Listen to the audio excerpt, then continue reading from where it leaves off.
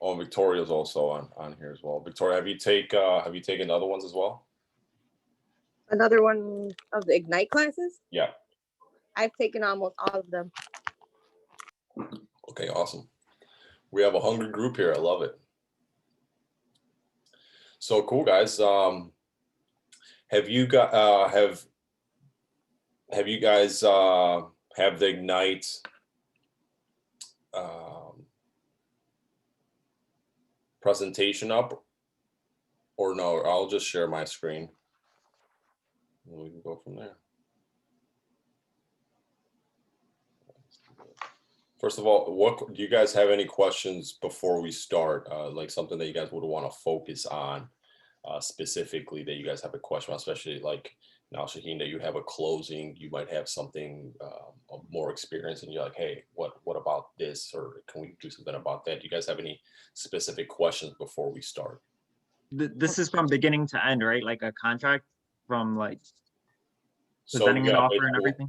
when we receive a contract and then to close, right? It's not, because sometimes it's like, oh, we got a contract, we can just, Yeah, I know.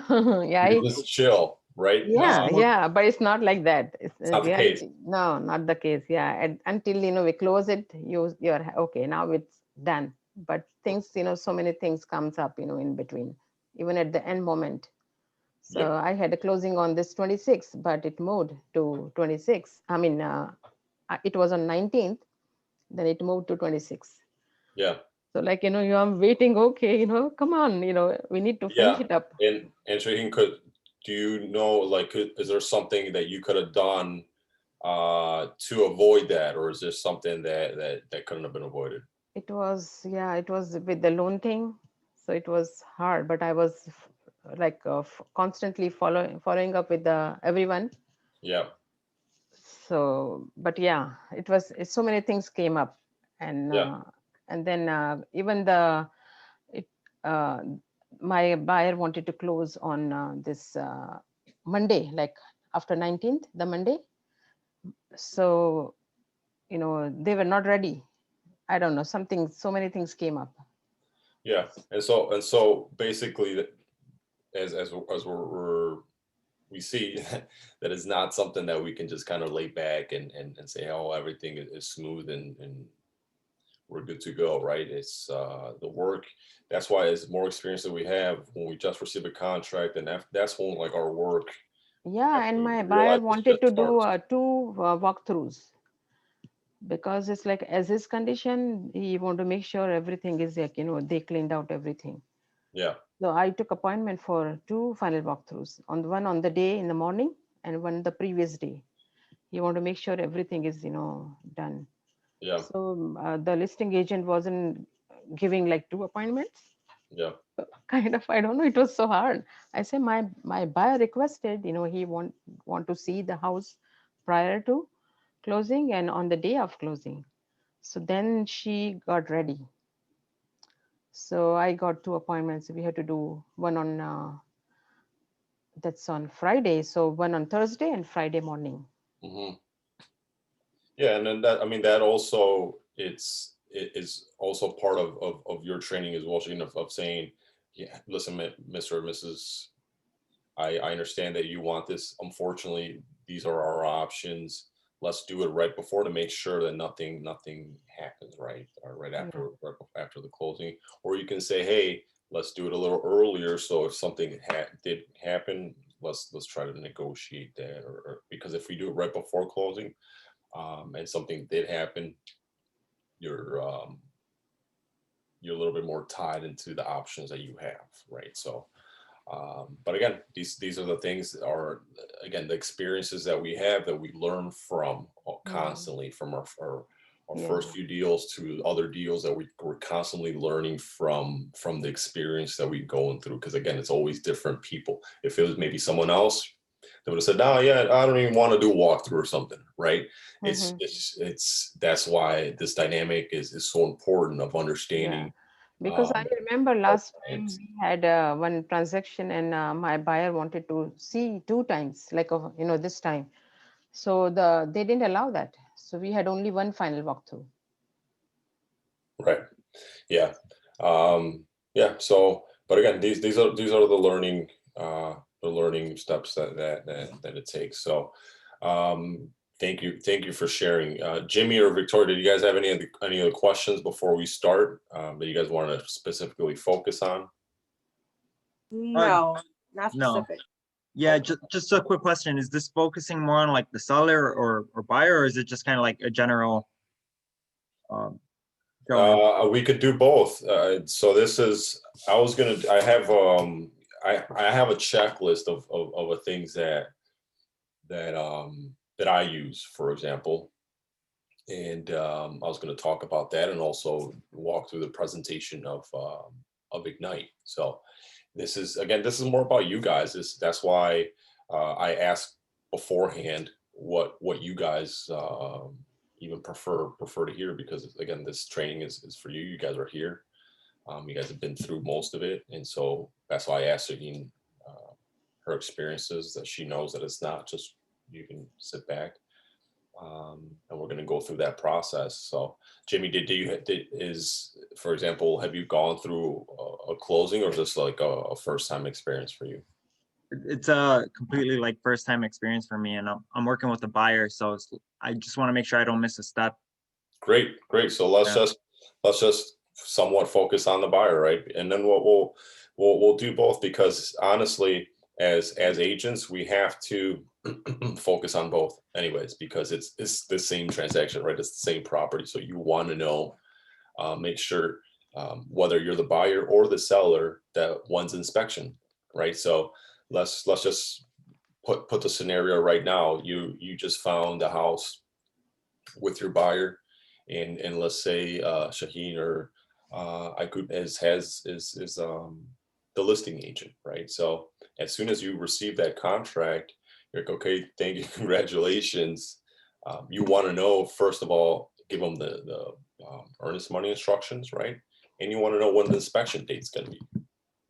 That's why, because why do you want, why, let's start, I'm going to ask, let me see, I'm going to start calling out people over here. Let's see, Vanessa, why do we want to know when the inspection date is?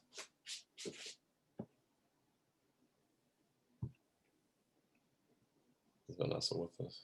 Sorry, I had to unmute myself. Sorry about that. That's okay. I guess the reason why we would want to know when the inspection date would be, I guess that determines when the closing date would be. Yes and no. Yes So, and like, no type thing. for example, we want to know what the inspection date is because they have those five days, right? Attorney review period. Right. So you only have a limited amount of time that you, as the buyer, Jimmy, for example, that you have to go and inspect the property, right? So Right. so you already before, for example, do you have an inspector that you would refer that business to, or does he have somebody? Well, I mean, when I first started, I got like a Keller Williams like folder, and in there's like a suggestion. So I would have just given that one, I guess. Okay, cool. But again, that's something that you already want to even have a couple options, because they're also going to ask you, hey, how much that's going to be, right? So that's something that you already want to boom put in your guys' pocket, because all these things, guys, is what you guys are. You're real estate agents and you're consultants, and you're there to help the situation, to ease the situation, to manage the situation. So they always go to you, Jimmy. I don't know if the person that you're helping, are they a first-time home buyer? Yeah, they are, and they're working with a VA loan. Okay, so they're going to go to you and they're going to ask you a lot of questions, right? Because they've never gone through this process before.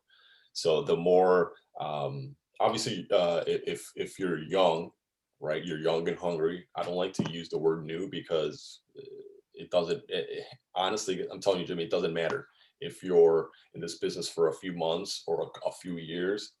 If you exude that enthusiasm and that drive, and that they know that you'll go to bat for them, everything else falls into place.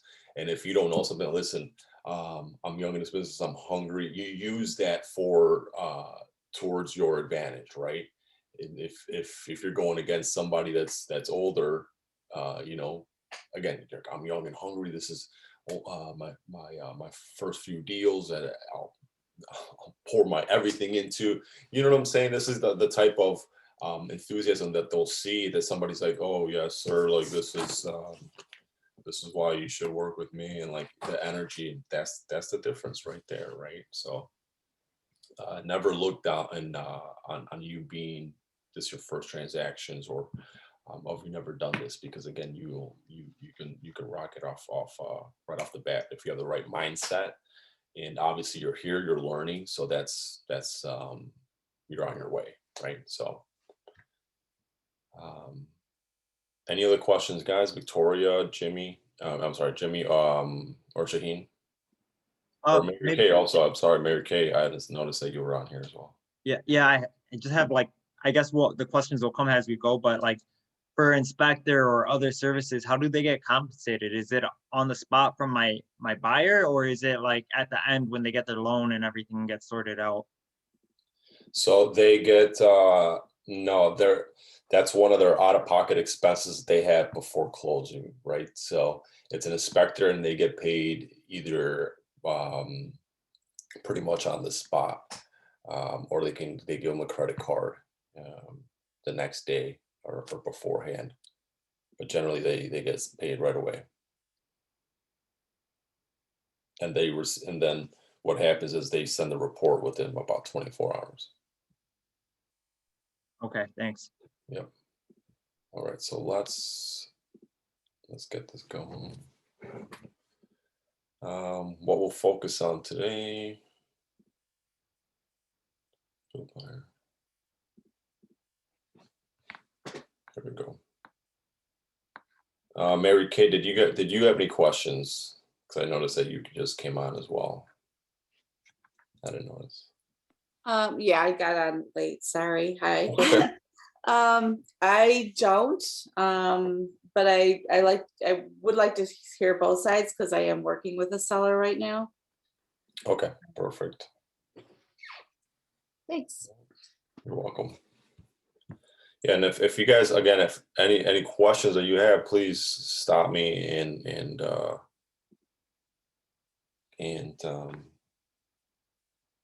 we'll chat about it. So that's not working.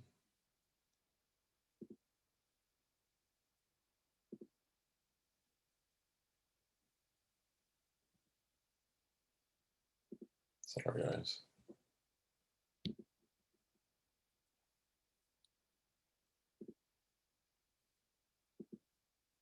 So we'll talk about again. So Jimmy, now after you have that inspection, right? So what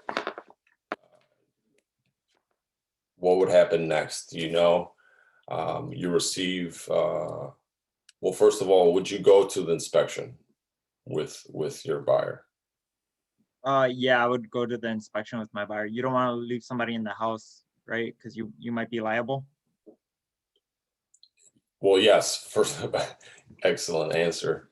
Yes, of course.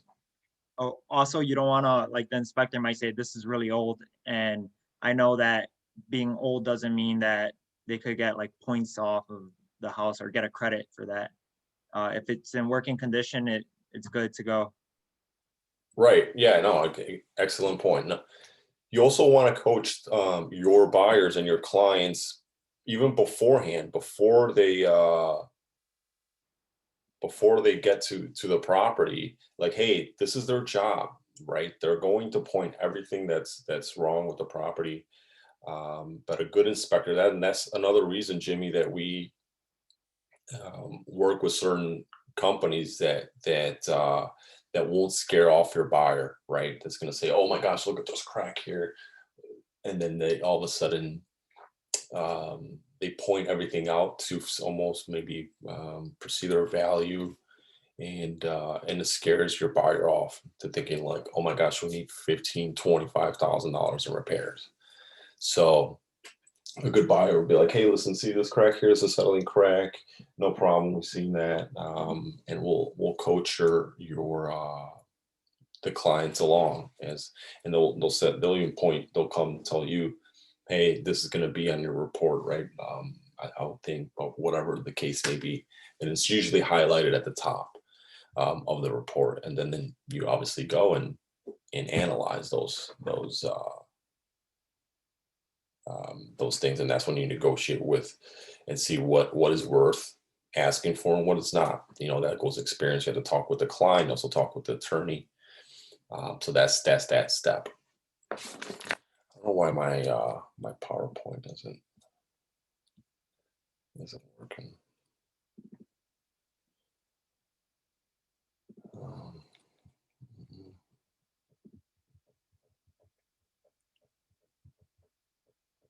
And on the seller side, same thing, right, guys? So I could, for example, that you have the listing and you receive a contract.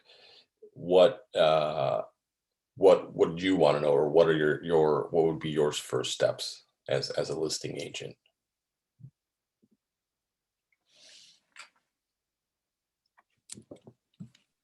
I don't know if he's there with me. I'm sorry, Cesar, you were asking to me? Yeah, so I was asking, because in this scenario, right, Jimmy has the buyer, you have the listing, so you guys have an accepted contract. What's the next step, right? You receive the contract. Obviously, you guys want to get it signed, right? Yes. So So we need to let the seller know that we got an offer. right, you let the seller know, everything is signed. So then the next step is what for you as a listing agent. You're great. Yeah. I got something under contract. Obviously, you want to know the inspection date, right? Like, please tell me when you plan to inspect the property. What other information in kind of critical documents do you need in the next few days? Well, once I receive the signed contract from the buyer, I will go through the contract first myself and then bring it to my client, the seller, and go through with him or her or both what's going on, and then they have a right to accept the contract or not, and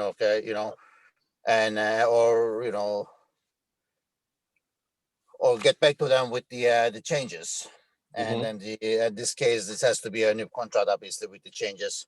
But they say that if they accept the contract as is with the closing date and then the earnest money and the loan options, if it's the cash buying or if it's the conventional loan or FHA or whatever it is, say that everything is in their liking and they accept the offer, then we know that the inspection gonna come in soon from the buyer side.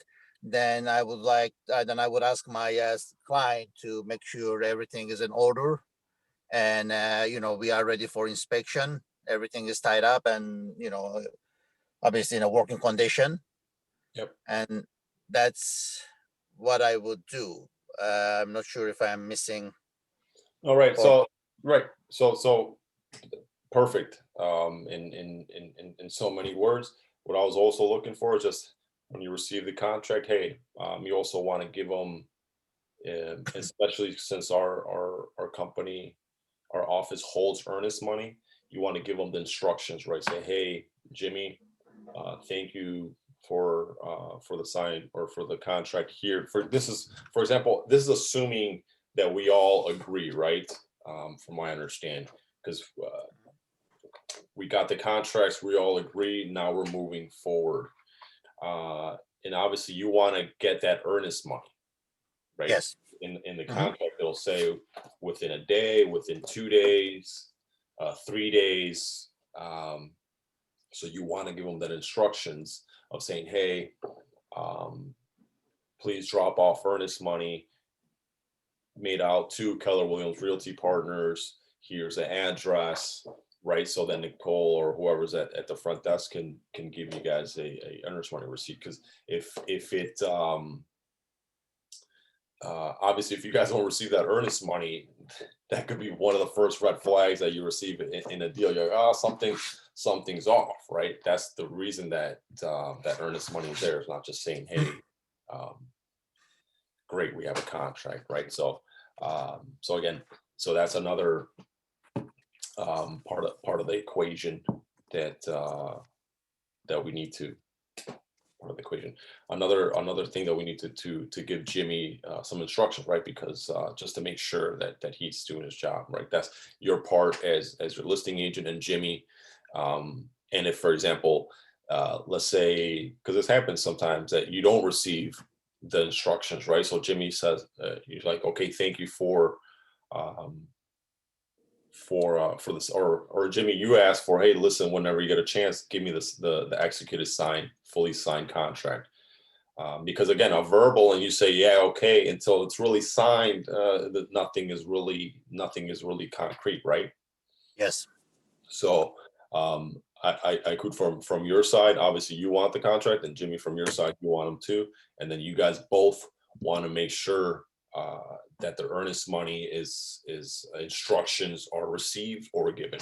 So and then moving forward, then yeah, then you have a couple days until the inspection comes. I don't know if you go to your listings inspections, some people do, some people don't. But again, depending on the property, it could benefit you by answering any questions, right, that they might have that the buyer's agent might not, right?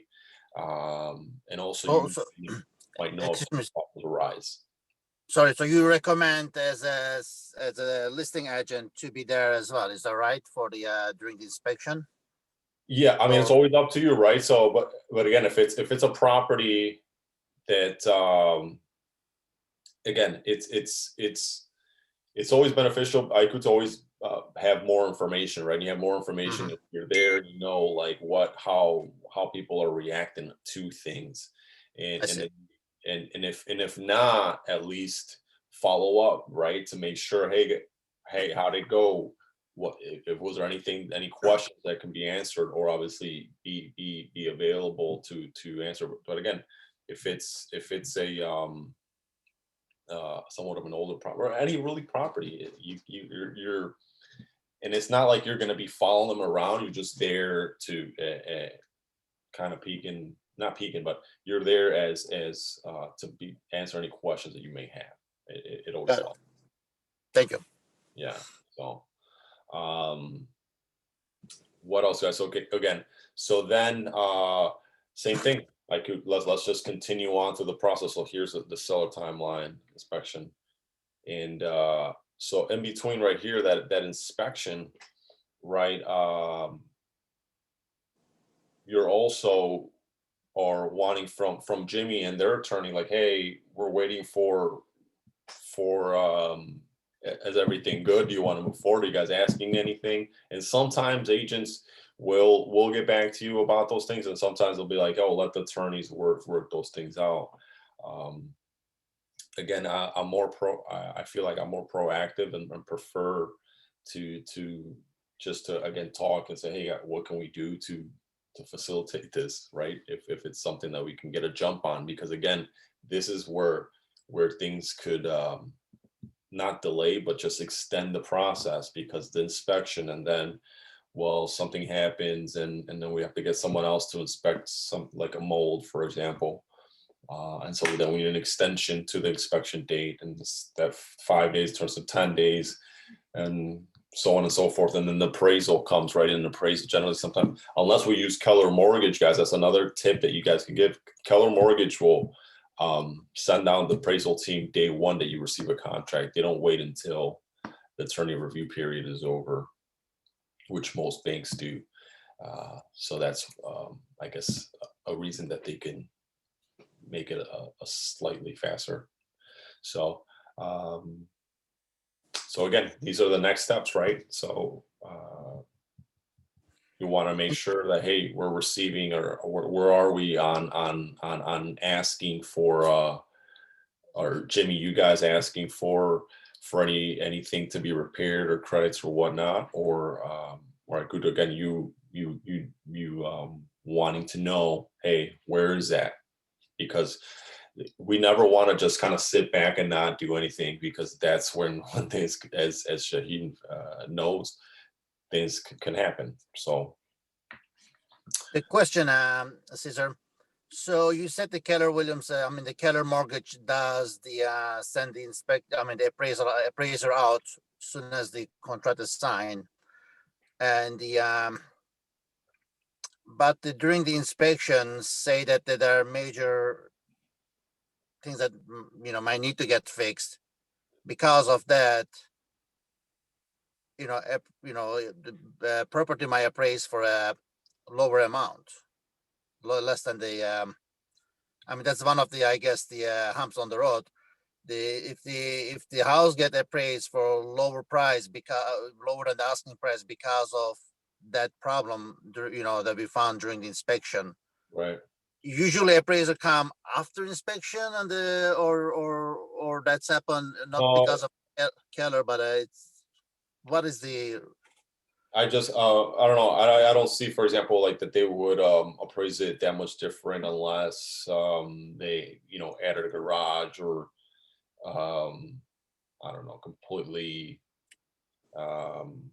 do you follow what I'm saying? Because I don't what I don't know what problem.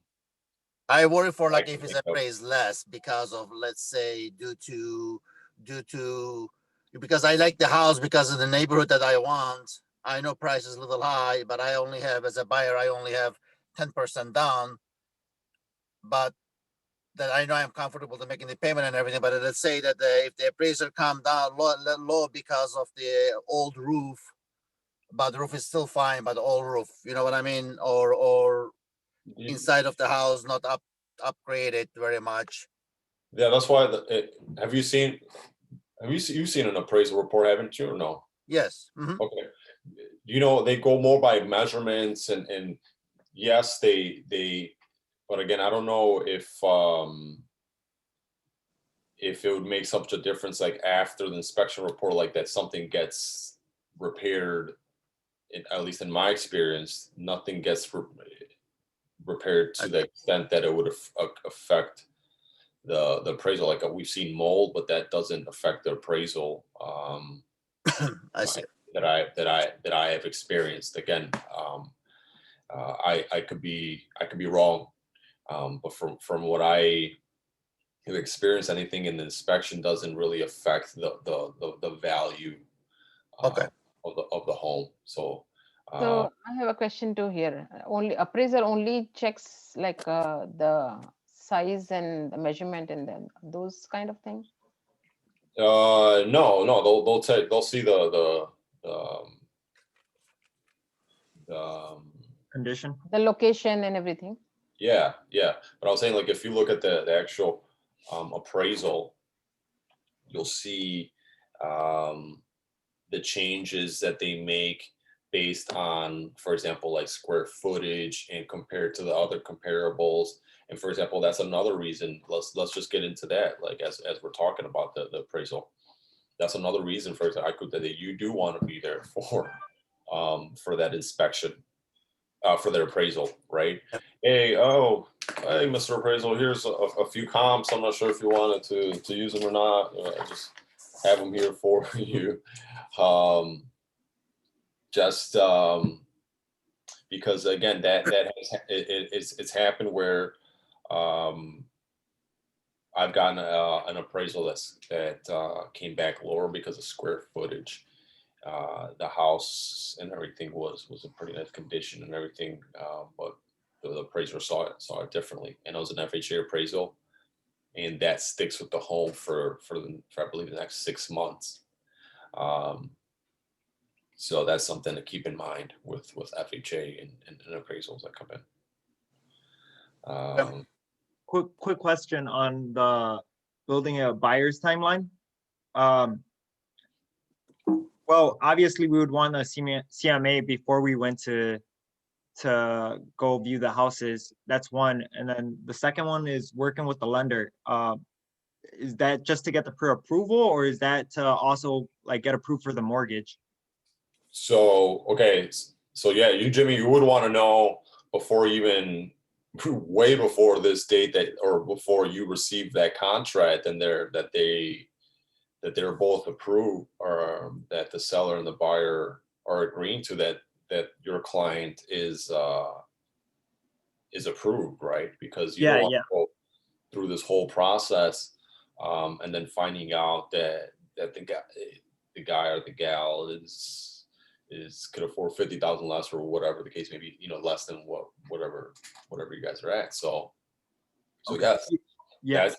that's step number, really step number 2, right? The step number 1 that they say is meet with an agent, and then we work with people, or sometimes they get a pre-approval first and then work with an agent, depending on the client. But yes, that's way before we even get to this point. Yeah, they should be, you should know. Not only that, guys, that a lot of times people, agents will ask, and we should be asking for like pre-approval letters with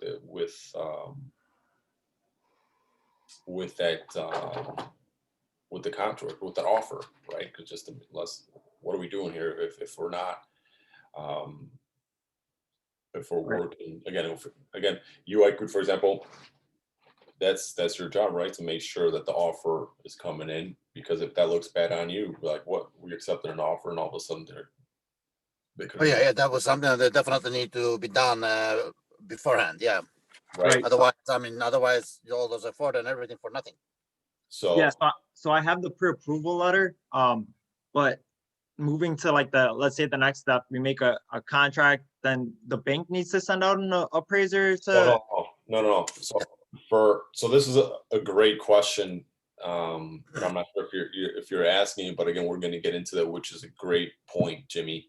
Is even once we receive a contract, or for example, in my personal experience, what I like to do before actually even sending that offer is, for example, like if I'm working with Michelle or whoever your lender is, that again, that you've talked to before, you're like, with whatever the case may be, while you're searching, because I would like to say before I start, like, hey, this is this amount at this tax amount, are they still good, right? Because they could have been searching, for example, 250 in the tax range of, I don't know, 7,000, but let's say like these taxes are 8,000 or whatever, they might be high. That might throw their pre-approval off, or their numbers off, right? So that's another reason beforehand, before I submit what, I like to contact Michelle, or get whatever lender that I'm working with. It's like, hey, are they still good with this property, these taxes, at this offer?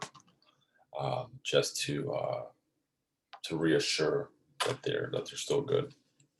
So, and then afterwards, Jimmy, that you have they say, hey, Jimmy, your buyers are good at that amount, those taxes. You're like, okay, great. And then you let your people know, like, hey, listen, I just confirmed with the lender that you guys are good at this point. We're going to submit the offer. This is what we're going to do next. We're going to submit it, blah, blah, blah. Because people, don't forget, guys, people always want to know what is happening next. What's happening? What are we doing? Where are we at? Right?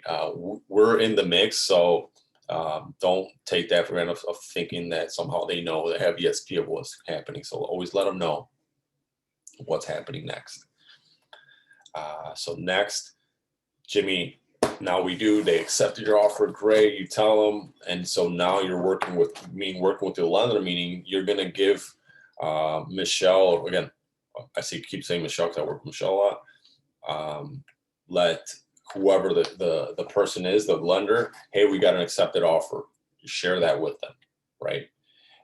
And then they're gonna want to know also, hey, please let me know when your inspection date is, and when that period is over.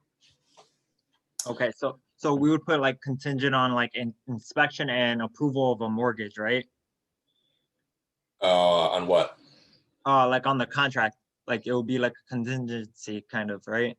Yes, on the 7.0 contract, that's, those dates are already in there. So, when you fill out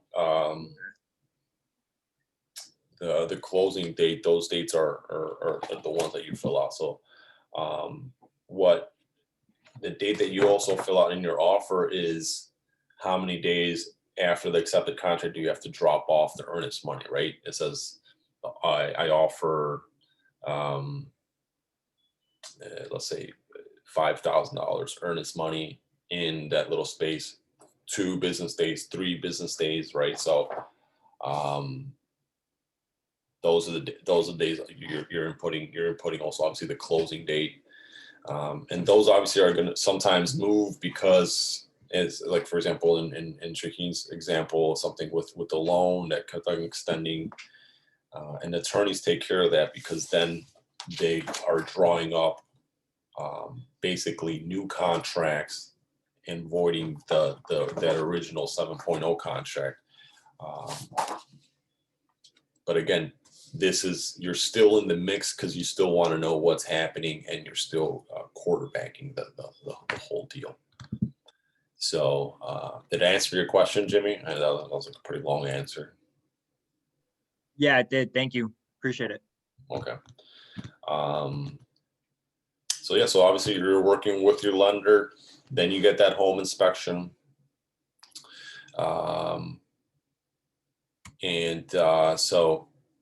But then Jimmy, obviously that home inspection, then the lender is going to ask for home insurance. So they're going to have get that from insurance agent. Again, we have some people that we work with, or Jimmy, again, this is why you start becoming, why you guys should get in the mindset of becoming a business, because you're creating so much other business as well, right? You become this business that all of a sudden you're going to give some business to a home inspector, home insurance, maybe a painter if they have to go do some work, a mold company, right? So this is why we get in this. We should have be in this mindset of the more wealth that we're creating, the more wealth that we'll be able to distribute to the rest of our community and again, team that we work with. That's what we say, we work with the team, because you want a good home inspector, you want a good lender, right? They're again, you might work with Keller Mortgage, but sometimes it's a different lender. They're not part of your company, but they're part of your team, part of people that represent you without really working in the same company, right? What happened here? Seller timeline appraisal. We want to know, when that comes in and make sure that the value is all good.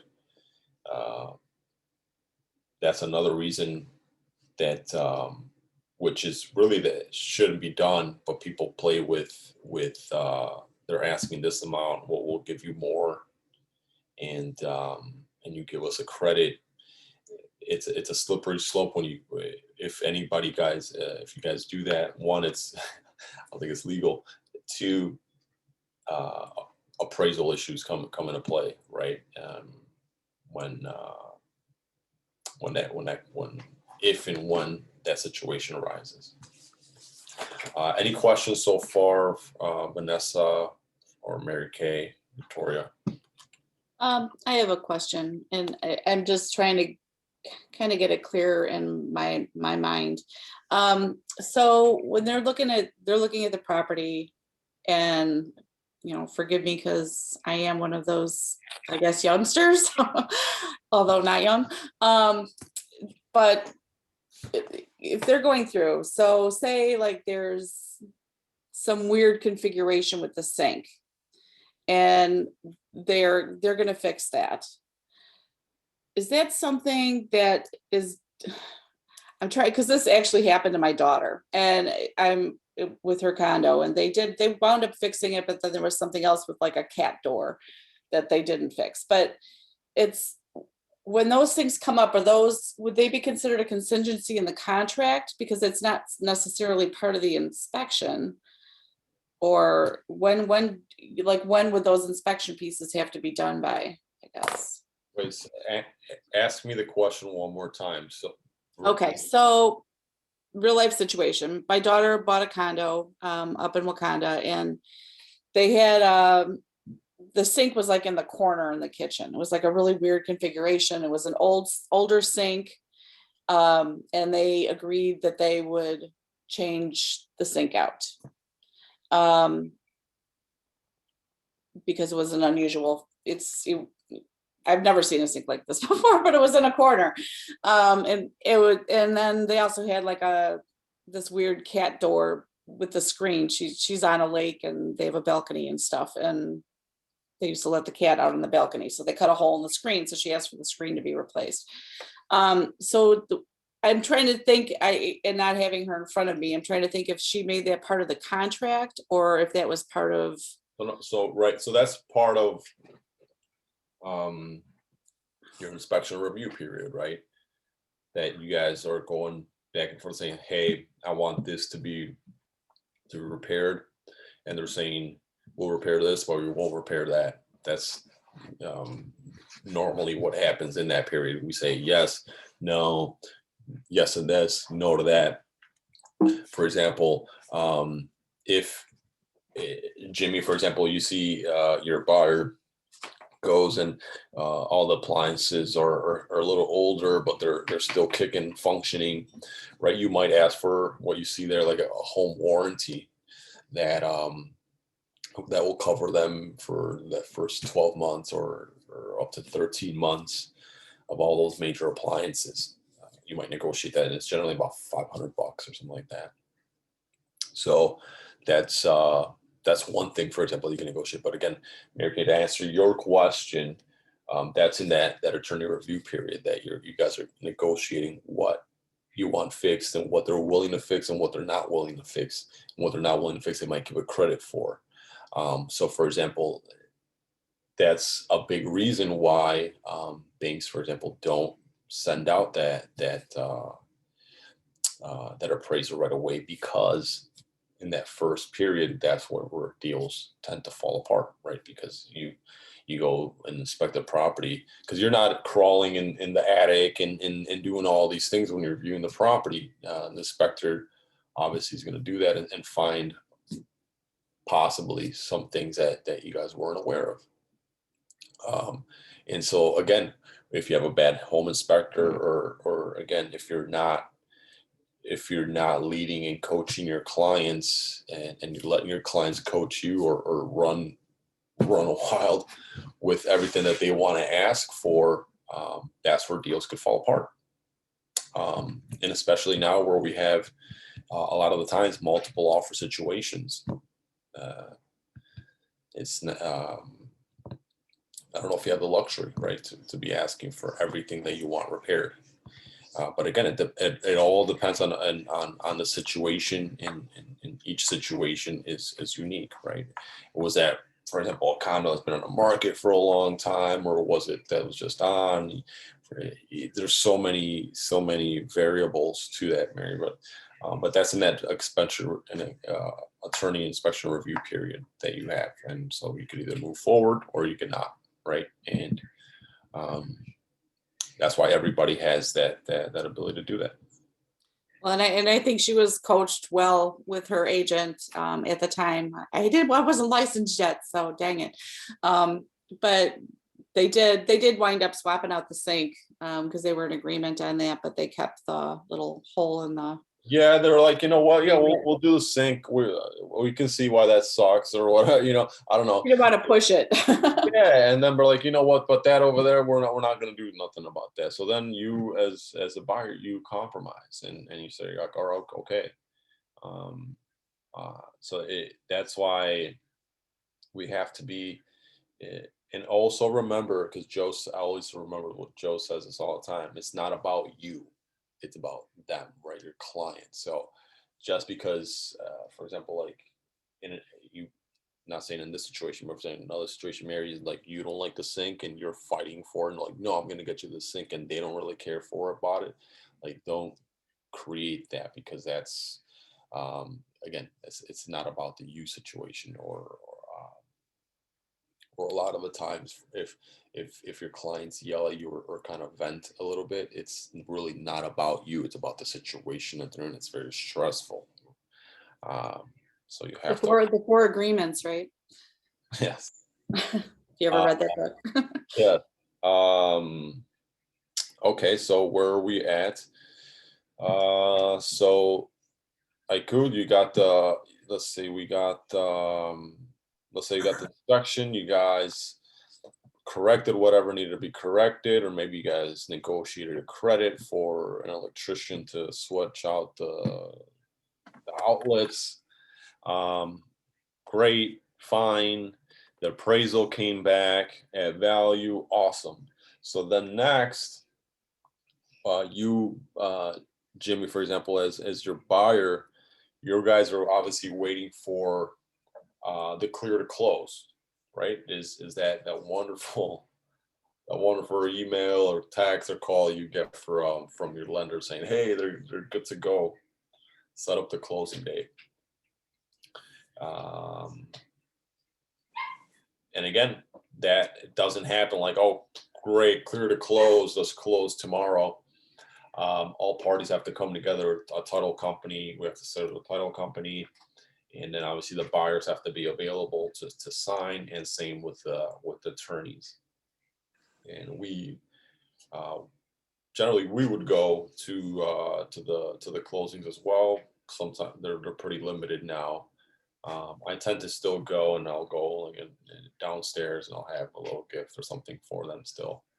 So, but it's up to you guys, and that's maybe you guys could be at the property, right, with balloons or something like that. It's really however you guys want to create this business, guys. It's your canvas to do that on. However you guys want to do it, and also you have to know your client, what they want, how they would like to be. Maybe they don't want a whole. Maybe they'll love I don't know, like a bottle of whiskey. Maybe they want some cupcakes. I don't know, but it's about how you guys should know about your clients, what they like, and make it special, right? This is a huge day for people, and we're fortunate that people are allow us to be a part of it, right? So we always have to keep that in mind. It's to be grateful for these opportunities that people give us. So, Cesar, I have a question. Yes. The closing date is set up by attorneys? Well, generally, yes, because they have to go and well, for example, if for your sellers, they can do it a couple days beforehand. Now they can go to the title company or the attorney's office Mhm. and pre-sign. So the sellers now don't. It's not like back in maybe long time ago. All parties had to be there and sign. Now we can pre-sign from the seller side, and then have just the buyers be there with At the closing, yeah. Yeah. So, and then some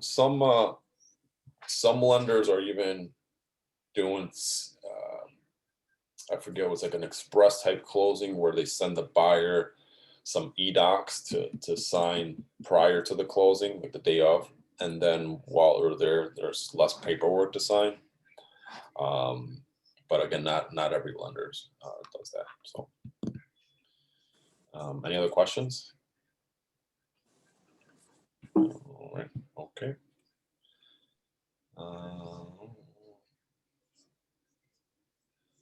Let's see.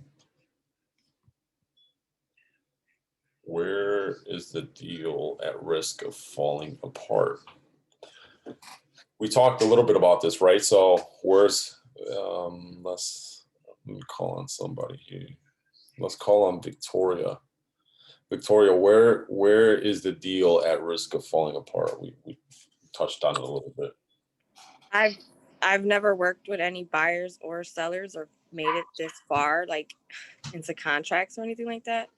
what I would assume it would fall apart at is pretty much the beginning at like inspections, or when buyers start to making all type of crazy demands. That's correct. So, like I mentioned before, that's a big part.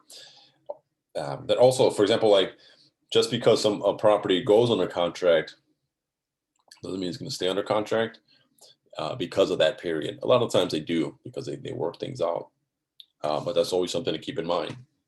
For example, if a buyer really, really loves a property, keep an eye on it, right? You never know. And also contact the agent. Call them like, hey, what's going on? Listen, I have a buyer that really wants it. Keep me communicated. If anything falls apart, can we put in a backup offer, right? Just these are the ways, I guess we're answering the next questions, to keep the deals alive, or a possibility alive that maybe is perceived dead. This is going even further, right? Not even alive, it's already dead, trying to revive it. Which again, I know that this could happen because it happened to me. So that's the reason I'm passionate about it and can speak about it, because I know how it feels.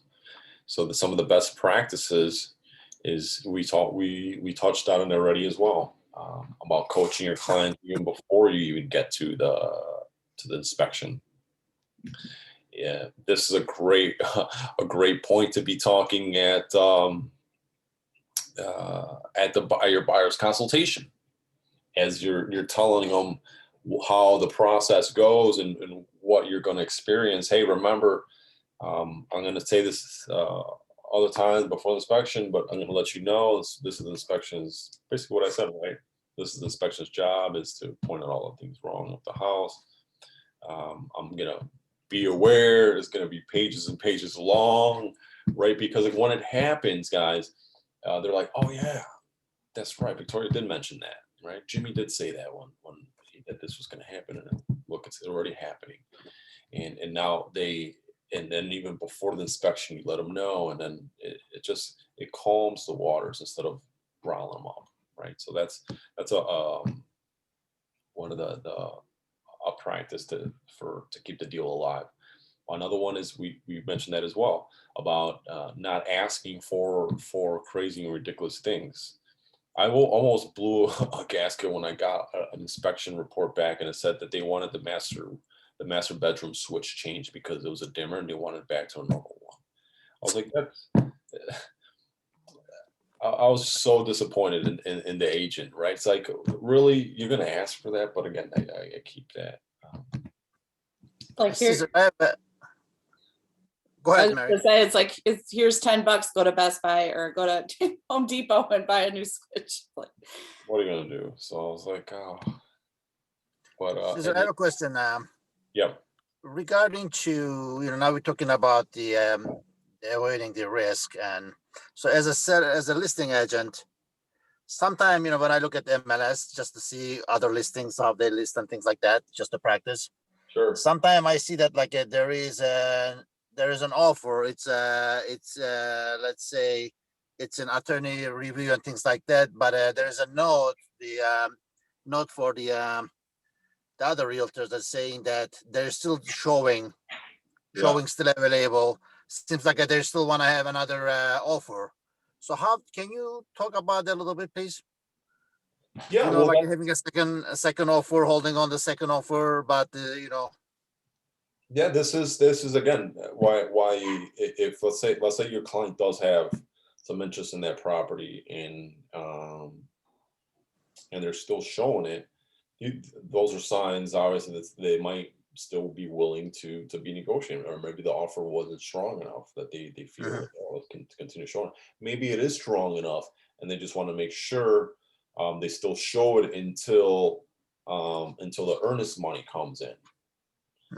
I've done that in the past. For example, like I could say I have the listing, and you say, great, my buyers are in. verbal offer, great, fine, sign the contract. So you sent me the contract, not that I'm gonna have it still active until your client drops off the earnest money. Okay. So, because it's happened in the past where it's like, yeah, they're gonna drop it off, and you never drop it off, and they kind of back away. And then what if you put it on the contract? Let's say that same buyer, there's another buyer looking at your property. Oh my gosh, I went on the contract. Fine, let's put an offer on this other one. Right, that could be a possibility. So, but it's again, it's very unique to whatever your client situation. So let's say your client did want, is this, if you see a property that goes under contract and you see that they're still showing it, hey, tell your client, let's go see it. They might be open, they might be available for a backup offer, but your best bet is to always contact the agent and start talking to them. Hey, what's going on? What's the deal? Right. Just for example, let me give you the example that I had. And this was maybe not even a year in for me. I had buyers who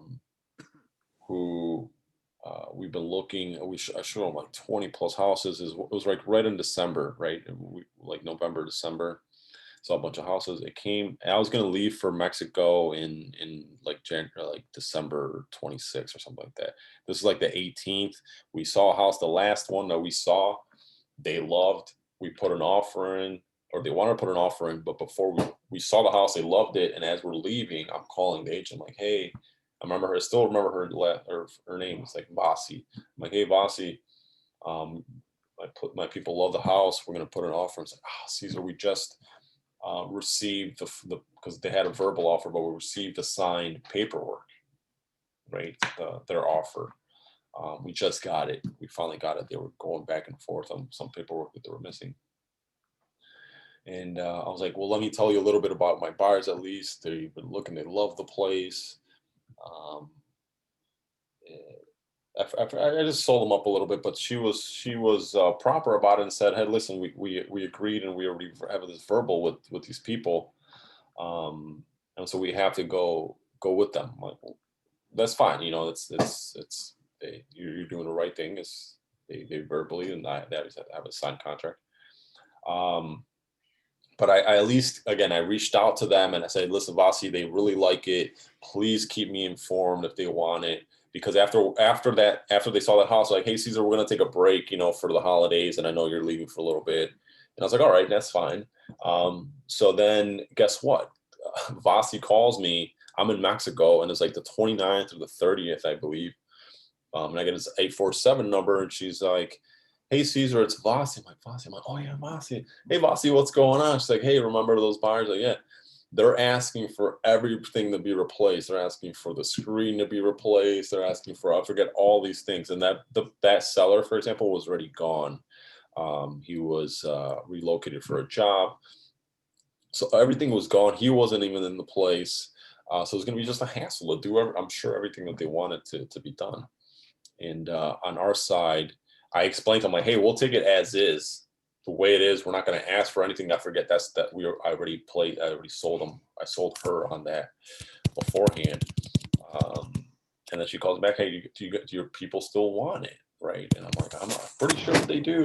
I called my clients up, a few minutes later, the docs, well, next day we're under contract. Right. So it just goes to show that person, who knows what they were asking for. It might have been a lot, might have been not much, or it just might have been, forget about it because we have somebody else that's willing to take it. So for example, I could I don't know if that answered your question or not, but that's, for example, a way that you just could keep the deal, even revive it when it's not even live, by being proactive and not giving up. If for example, like if your client really loved the place, right? Like, oh my gosh, that's it, that's the place. And sometimes that doesn't happen. I'm not saying that happens every time or anything like that, but you at least attempt and do everything in your power that you can again, with just a phone call sometimes and just talking to agents, or in multiple offer situations. I've had in a case where I just really connected with the agent. Her name was what was her name? Because I was like, I said it, and she was like, she's Polish. Like, why? How do you know what to say? How do you know what to say my name? By the way, she would say, because her name was I forget it, but I was saying it in almost in her language, but I was because I wanted to do it that way, you know. I got that or something like that. I got oh, Renata, I think it was like Renata, and she's like, oh, how do you know to say my name like that? I'm like, I attempt to do it the way you would like it, and we just connected, and I forget what we talked about, and then after the conversation, she was like, you know what, I'm just gonna tell my client to just accept your offer. But again, it was not like just because I also sold her on the fact that, hey, my client is a strong buyer. She's 25% down. We already went through it. Again, it was a unique, every situation is unique. But again, you have to know your client, know the situation, and know and sell them on their highlights, right? Hey, 20, for example, it's 25% down. This is an investment for her. Really went through this process. We didn't close because it wasn't a 2-unit. So now we want to know, we want to make sure it's a 2-unit. So if you're telling it's a 2-unit, great. She will close, Renata. Please, I'll let you know about that. Because I guess in her situation, the prior buyer didn't close, right? So this is another reason that you have to not only know your clients, but know, if you can, as much about seller situation, right? Jimmy, if in your case, or I could, in your situation, you also want to know about the buyer. Like, hey, is this are there a 3% down, or is this someone that's putting 20% down? And you know, there's there's situations like that where you have to be, you know, it's not easy to take a deal that's less, but you want to know that that's going to close. Caesar, So- do you have experience with VA loans? No, actually, no. I've never done a VA loan. Okay. This other agent that did, but again, anybody, I'm sure there's somebody in the office that has, and that can definitely help. And Joe, I'm sure Joe has a wealth of knowledge. Yeah, I'll reach out to Joe. Yeah, for sure. What tasks have deadlines, and what are those deadlines? And we talked a little bit about that. We talked about inspection, appraisal. Also, there's you also want to know, for example, like Gut and Jimmy, that that loan approval, right? That it comes approval with conditions. That's another thing. There could be a situation where they go again.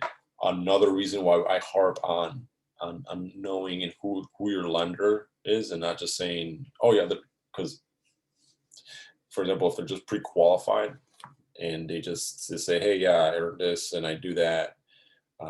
Again, this is I'm being honest because it's happened to me.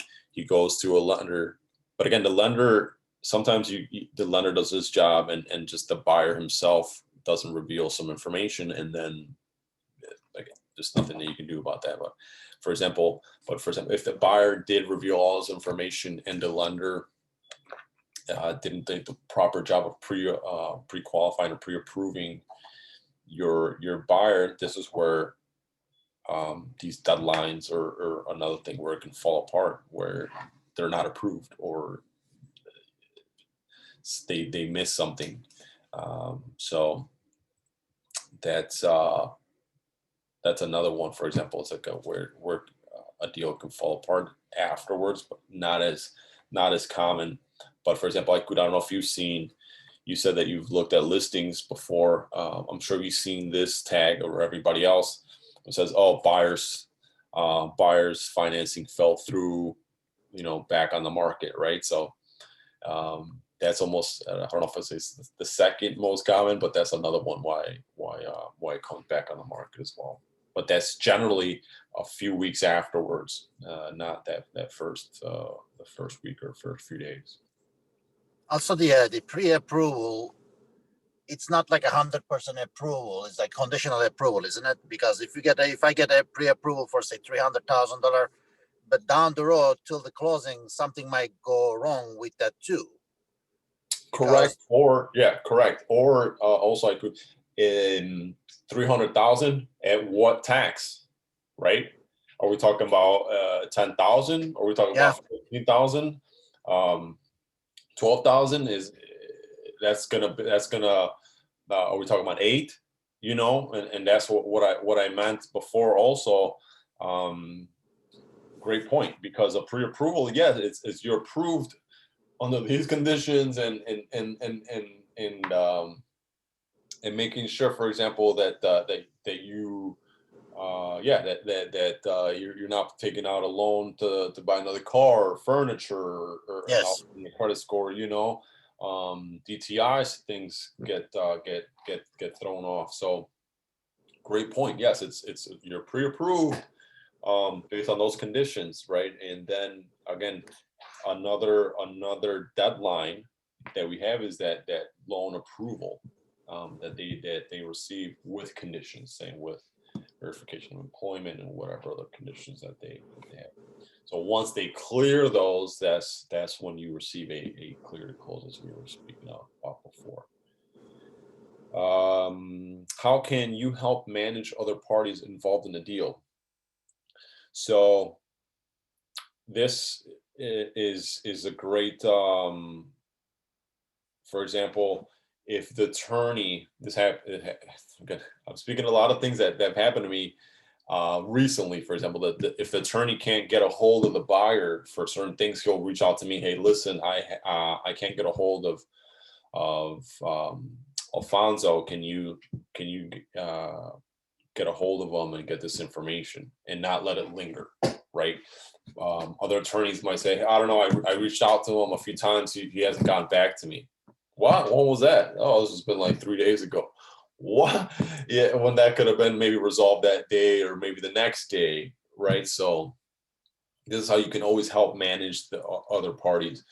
Or you working with the lender, Jimmy, for example, that, hey, lender X, is there anything that you need from your buyer, right? Yeah, I've asked him to get this, that I haven't gotten that from yet, and then we're waiting for this other thing. Great, let me reach out and see if I can, because maybe it's a document that they need to sign, for example, and they have to print it out and sign it and then scan it, and you know, the scan, and that scan doesn't work, and whatever the case may be, help the situation, manage it, get involved in the deal and say, hey, what is that? Okay, great. Talk to the lender, email it to me. I'll e-sign it. I'll create a DocuSign for it. Boom, boom, boom. Get it signed. Here it is, right there. A lot of times, what can take again an hour, it gets delayed a day and a half, and that day and a half, and then they receive it, and then they have to review it, and that's how these deals can get from 30 days to 40 to 50 to 55 days or whatever, because it just get delayed and extended. Oh, we didn't order this, we didn't get that. This is our job to be on top, and we can always just ask, just quick email. If you haven't heard nothing about the deal, you can send an email to your attorneys or to your lender. Hey, can we get an update on this deal? You can call them, right? So, because at the end of the day, your client's also going to want to know what's going on.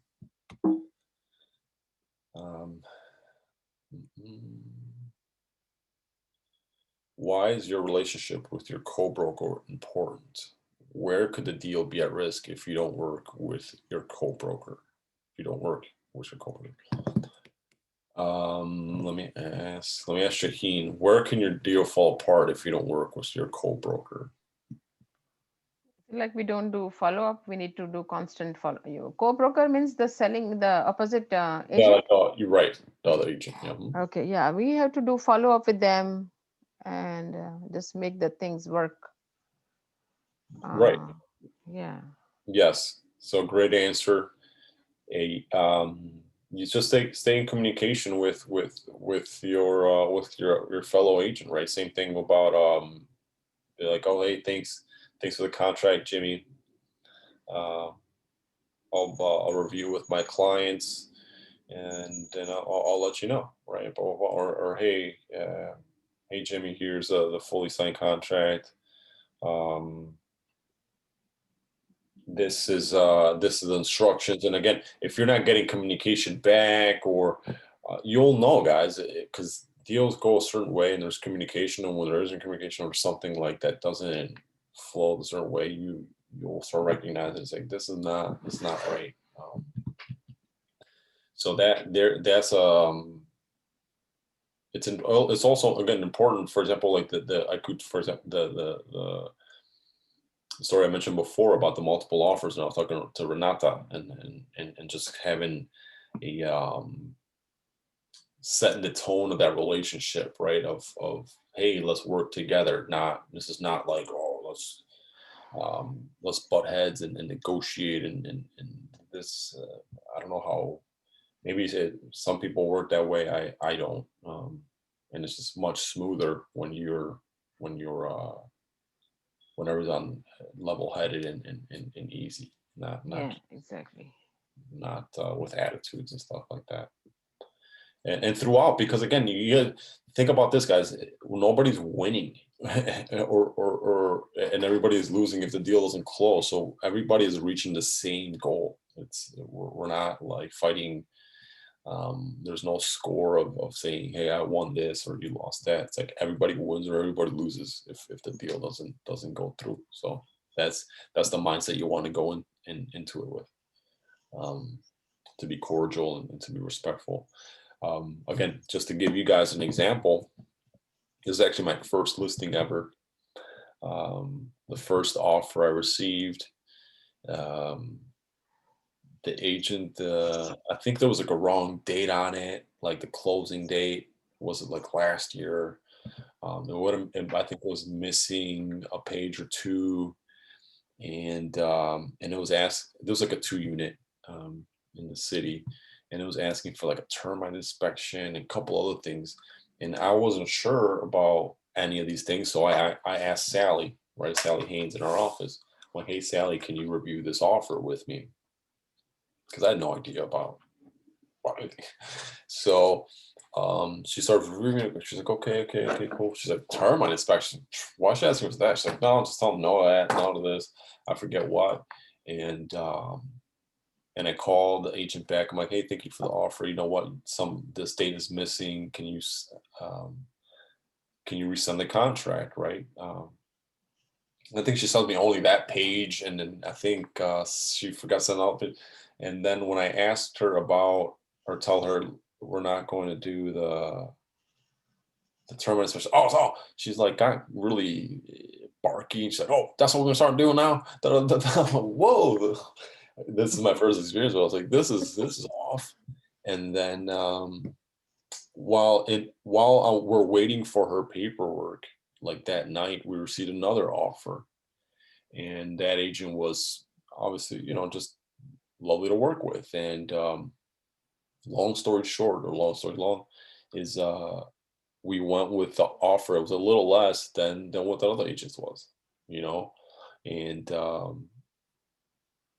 and that's how you can lose a deal as well, I guess, by also by you seeing how unprepared that agent is, and the way that the deal starts. You start seeing these red flags, like, oh, this is going to be an interesting one. So we were fortunate enough, though, that we received another offer, and we went with that person, and they closed. That's another story. Also, my client for that one, but we'll talk about that one another day. So that's a couple of things. I don't know if you, Jimmy, have you dealt with any other agents so far, like where you had to talk to them or encounter like other agents' relationship?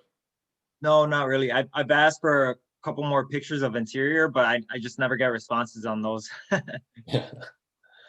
Yeah. And so sometimes like through text or email, or what? I've tried both. Yeah. Yeah, sometimes that happens.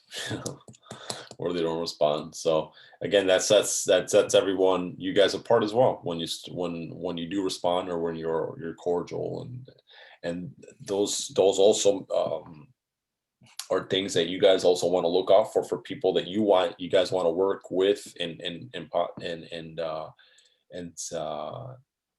and tell Joe, or now our new team leader Antoinette, about, hey, this person would be a great person to work with here at KW. You should give them a call, right? Because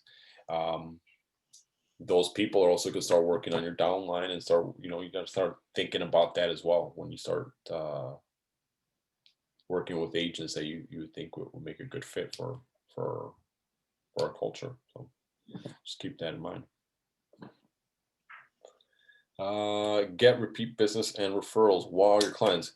Do you guys use the KW app at all? Have you guys referred that to your clients? Yeah, but they rather use like Zillow most of the time, or like realtor.com or something like that when they send me Yeah. listings. Yeah, no, it happens. It's still always offer it to them, because if they do use it, it gives you in command, it shows you like properties they're searching, and it's pretty cool. So it keeps you in contact, and it lets you know that they downloaded the app as well if you put their contact information in command. So keep that in mind. So something cool, guys. I don't know if you guys know about. Do you guys know about 360 Home Connect? Have you guys heard about that, or anyone told you about that? Is it they have all the utilities, services and all?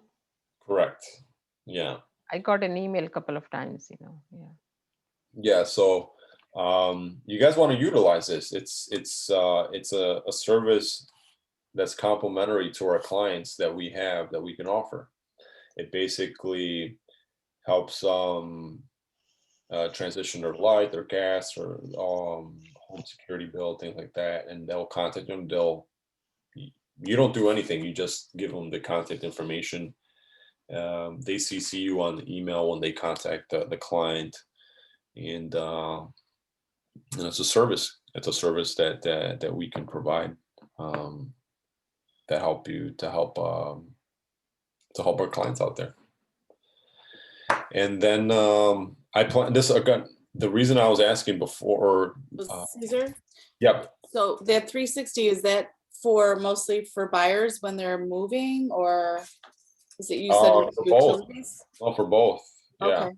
Because let's say if your sellers were moving to a condo, or moving somewhere else, you can work with them as well. If they want to, transition to wherever they're going. So you can use it for both. Any other questions, guys? Okay.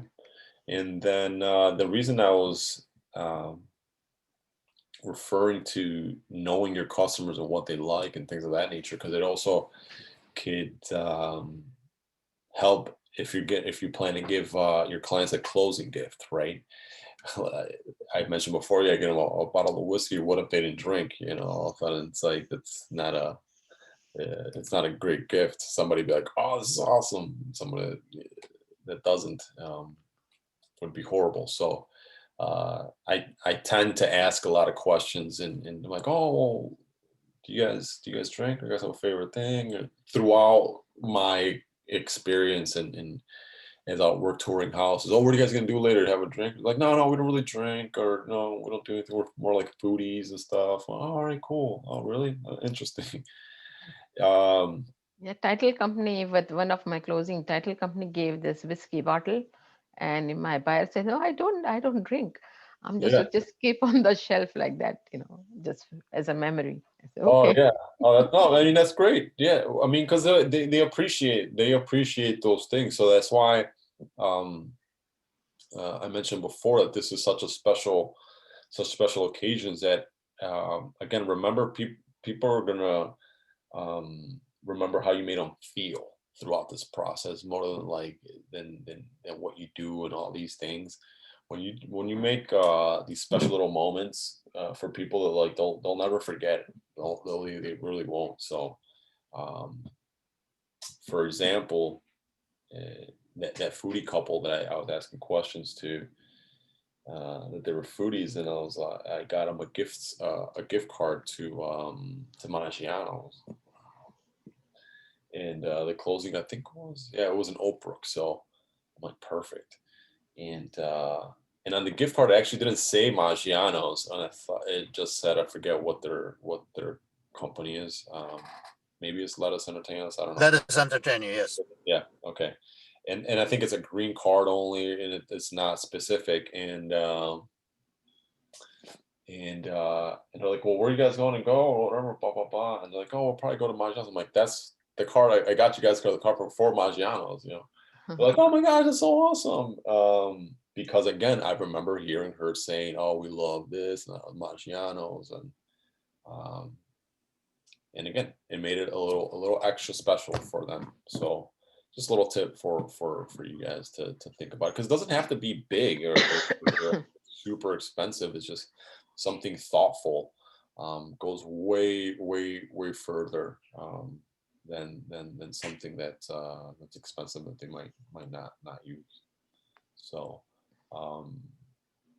just something to think about. What else? Where are we at here?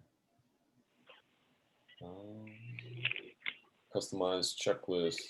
So that's something cool that's another thing that I was asking about the Keller Williams app, because there's a checklist on there that because buyers or your clients are always like, well, what's next? I'm like, go refer to your guys' app. Like, go to my app and it'll show you there. It'll give them another reason kind of to download it, if they download it again. To keep them informed of what are the next steps. And again, you can, from what I haven't done this, I'll be honest, but it looks like you can create your own list in Command, which is amazing. So keep in mind, guys, that Command things are constantly changing and updating. So if something wasn't working, or if it wasn't up to par, the next day they seem to change things, and it's constantly updating. So like, I didn't know this, that you can create your own, or maybe I don't remember, but that's a great thing to know. So yeah, it looks just like this, where it starts the pre-approval, the visits. And again, this again for you, Jimmy, for your buyer, this is a great way for them to know, hey, what's going on, and That's awesome. I could just print that off from Command. You can go into Command, but like, for example, if you go to, just let me go to my KW app. If you go to your KW app, it should be, it's like the button in the middle. There's like a guide, and it's to start your search, and it's pre-approval, tour homes. And from what I remember is, as you take them through it on their app, it'll be like the pre-approval, then it's the visits, and then it's like make an offer. And the great thing about it, Jimmy, is like, if you click on again, the why should I have a pre-approval, but later on it says execute a contract, or home inspection. If they click on it, there's like more information on there, almost explaining what a home inspection is, and what the for example, like what the inspector will check, right? The roof conditions, the plumbing, electrical. It somewhat mentions those things. Actually, let me read some. It says, what should I watch for during the tour? What should I watch for during the home inspection? And it refers to that. I've got the home inspection report. Now what? So basically, a lot of the questions that you answered, but they're there. So when they're late at night, they can refer to something, instead of calling you or texting you about something. They have a guide there. And again, just to let them know, hey, that's there for you. You don't have to use that. But if you do have any questions, you could always go back to that. And if you have more questions, then for sure text me or And we'll get your questions answered for you. Any questions so far with that, guys? So this is in the consumer, in our command, consumer app, and then guide. In your KW app, yeah. If Okay. you open it on your app itself, it's usually no, it's not usually. It always is the little middle button. So it says a guide. There's search, there's feed, guide, save, and more. The little middle one at the bottom says guide. Okay. Okay. Thank you. And yeah, you can obviously, it looks like you can customize it, which I didn't know that you can do. So that's awesome. Yeah. Always learning something. And I mean, a lot of times, guys, when we do these classes, we a lot of the times we learn more, not more, but just as much as you guys do. So cool. Any ahas for you guys that you guys want to share, that you guys maybe didn't know or weren't aware of, or came more clear? No, I'm just- Definitely for me, the 360 Home Connect. I didn't know it was complimentary to our clients. So that's a pretty good thing to let them know about. Yeah, and then you know what, Vanessa, it's the email, it's awesome. They pump you up like, hey, this is a complimentary service provided to you by Vanessa from Keller Williams Realty. It's completely complimentary to you, blah blah blah. But it just it really pumps you up, and then you're just there along for the ride if they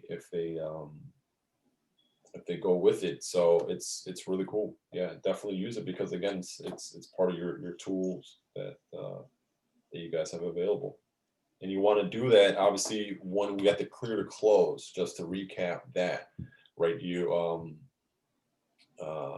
I've done a couple times, like the day of closing, I'm like, oh, here's this information that you want to for your utilities and whatnot. And it's better for a few days prior to that, when we get the clear to close, everything is happening, and you start that process there. I believe someone else was about to say something before Vanessa. Is anybody else wanted to share?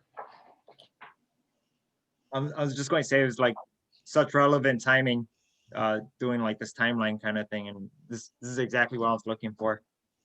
Totally awesome, Jimmy. Great, Yeah, great thanks. to hear that. And again,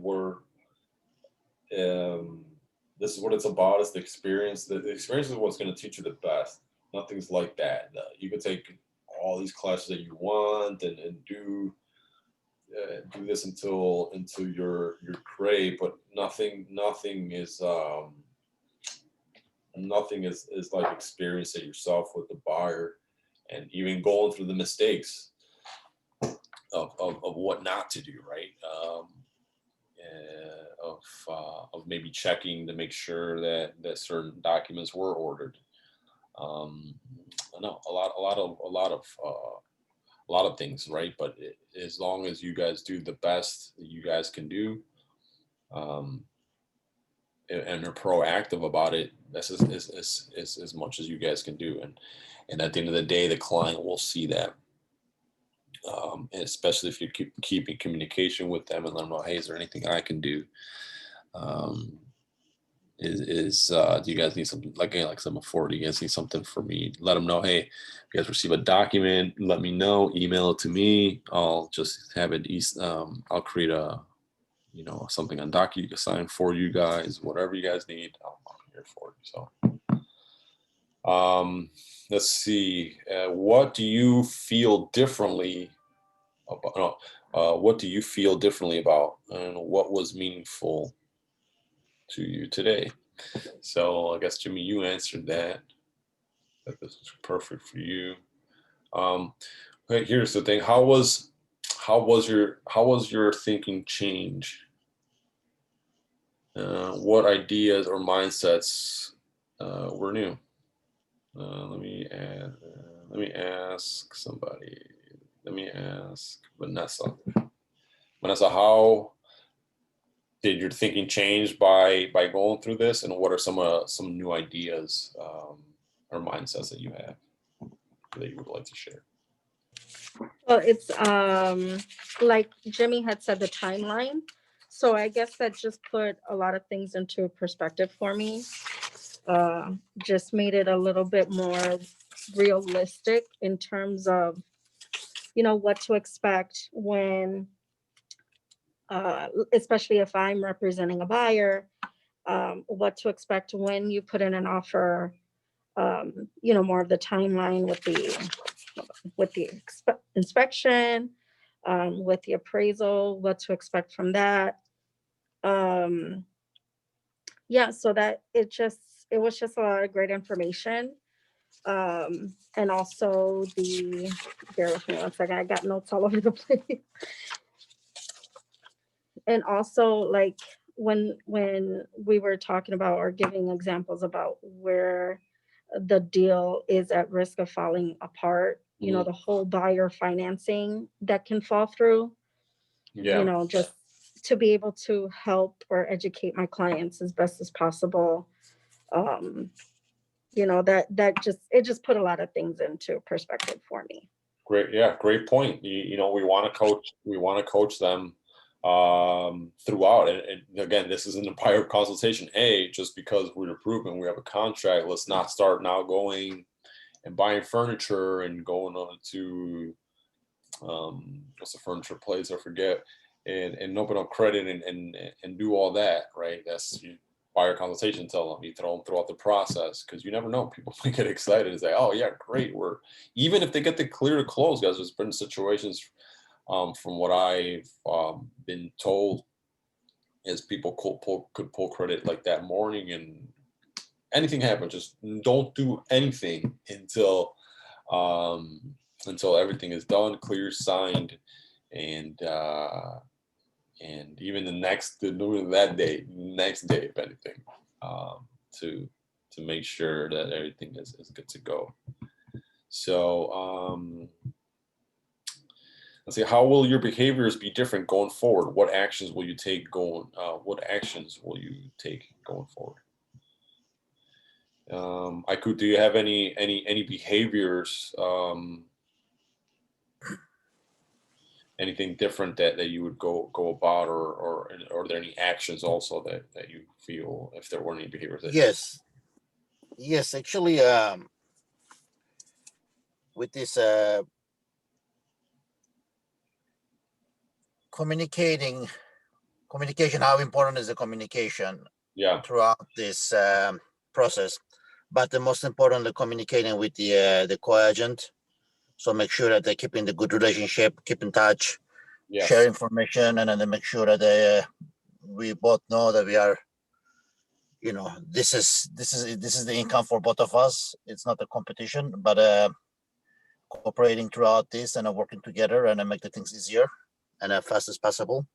yes And also the knowing about the you know, keep an open mind about the second offers.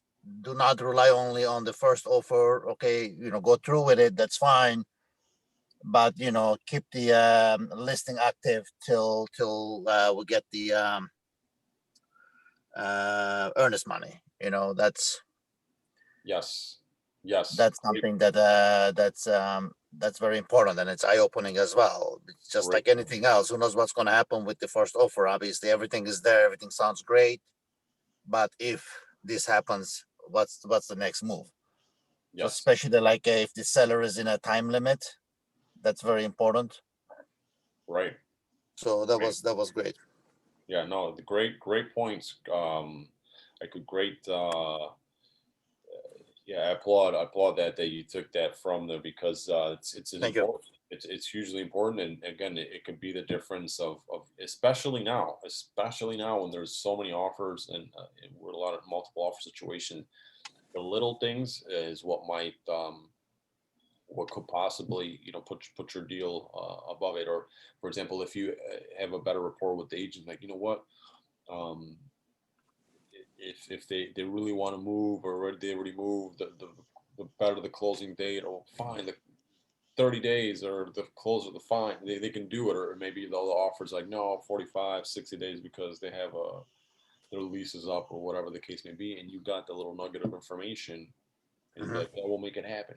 Perfect." You know, whatever the case, we'll stay in communication with you. I'll let you know what's going on, and obviously stay with and say and do what you say, and you'll see how how these deals will start falling into place, which they won't if you again we're just a secret agent and just kind of don't. Because again, you always have to put your guys self in their position as well, whether you're a buyer agent or the listing agent, that you want to know and be informed of what's happening as well, because you want to inform your client, and if you don't have that information, you can't give your information to any client. So,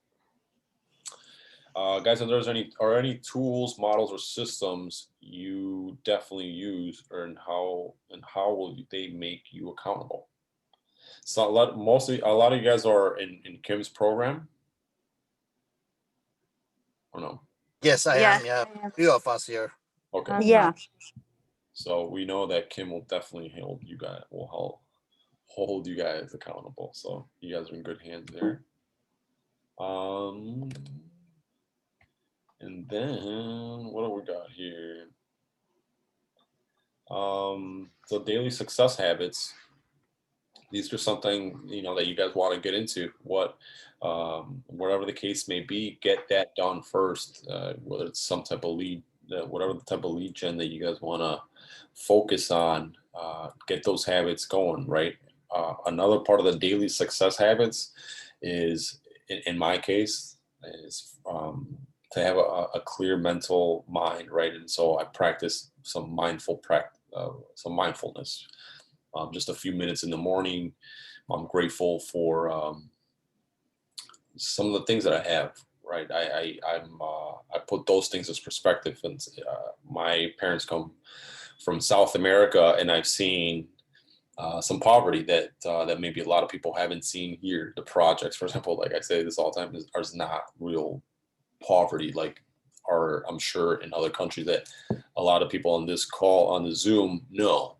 I'm not sure where you're from, but I'm sure you've seen poverty more on a scale than is around here, and that's what put things in perspective for all of us. Meaning running water, roof over our heads.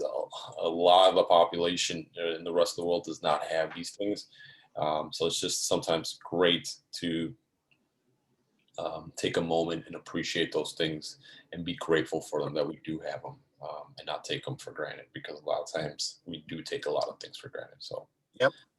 Yeah, sure. Yeah. so that's something I would share with you guys, and that's about it, guys. I don't want to take too much more of your time. I know we've been going for quite a while here. I'm always available for any questions that you guys may have. Jimmy, if you have any questions, throughout the, please feel free to reach out. I'll be glad to answer some questions for you. Yeah. Because I know how it feels at the beginning of wanting to know something, but you don't know. But just tell your clients that, like, listen, I'll be honest with you, I don't know that question, but I'll definitely will find out and get an answer for you.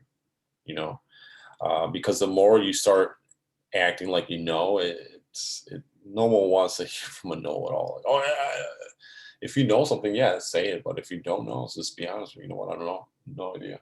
Because sometimes they're like, well, how's the roof? Don't start being a home inspector or a home builder, right? You don't know.